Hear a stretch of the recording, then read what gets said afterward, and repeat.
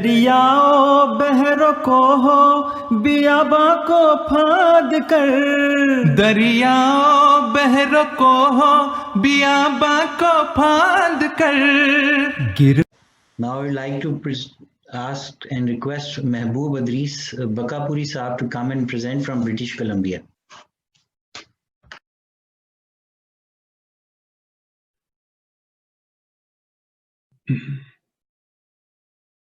أشهد أن لا إله إلا الله وحده لا شريك له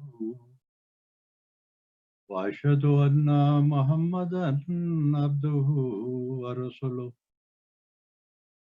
أما بعد فأعوذ بالله من الشيطان الرجيم بسم الله الرحمن الرحيم. Honorable judges and my dear Ansar brothers, Assalamu alaikum wa rahmatullahi wa barakatuh. I have been advised to speak on the topic, don't fall in love with the pleasures of the world, for they take you away from God.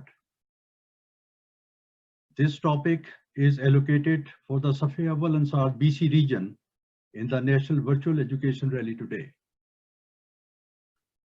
The topic extract is taken from the Promised Messiah alayhi salam book Al-Wasiyat, in which Imam of the day, in continuation of subject topic, says, and I quote, choose the life of austerity for the sake of God.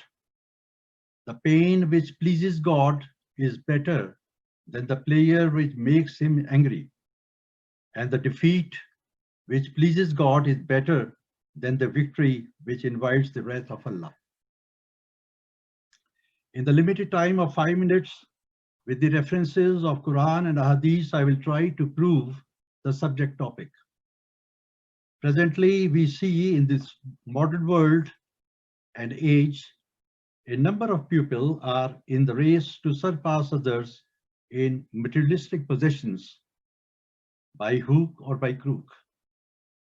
Thus, the present society across the globe has evolved drastically around money-oriented expansions that its values and norms of morality have been tarnished. People have almost ceased to differentiate between right and wrong and think of living this life to the fullest in every respect. But they unfortunately are deprived of inner peace as they lack Taluk Billah. For those pupils, Allah Almighty says about this nature of human in the Holy Quran in the following words in Surah Mudassir, chapter 74, verses 12 to 16. And I quote, Allah says, leave me to deal with him whom I created alone. And then I gave him abundant wealth and sons abiding in his presence, and I prepared for him all necessary things. Yet he desires that I should give him more, unquote. Islam encourages Muslims to enjoy the pleasures of their worldly life, but on the other hand, it warns of squandering and prodigality. It must be remembered that those enjoying the worldly life and preferring it over the hereafter, or with focusing on it and ignoring the hereafter, keeps them away from God. In Holy Quran, Surah Al-Alaq, chapter 87, verses 16-17, Allah says, but you prefer the life of this world, whereas the hereafter is better and more lasting. Surah Al-Ankabut, chapter 29, 85, Allah says, and this life of the world is nothing but a pastime and a sport, and the home of the hereafter. That indeed is life if they but knew. In Surah Al-Ibrahim, chapter 14, verse 4, Allah Ta'ala says, the Quran warned us of the punishment reserved for those who work very hard to gain the benefits of worldly life while they ignore the hereafter. I will quote now hadith from Surah Sahih Bukhari.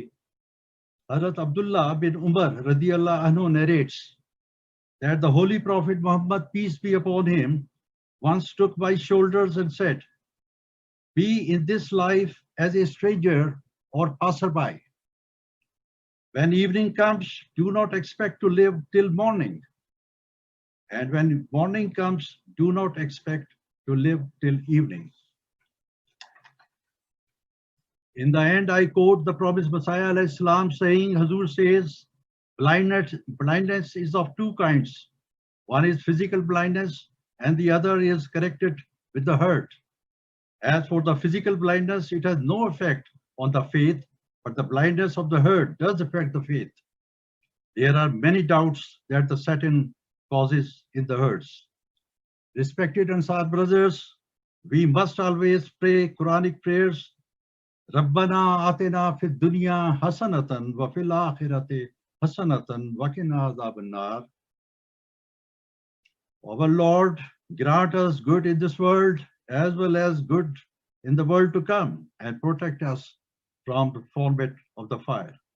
May Allah protect all of us from this glittering world and make us a role model to discharge our duties and obligations faithfully, fulfilling Haququllah and Haququl Ibad as our heavenly Master's desires and he expects from us.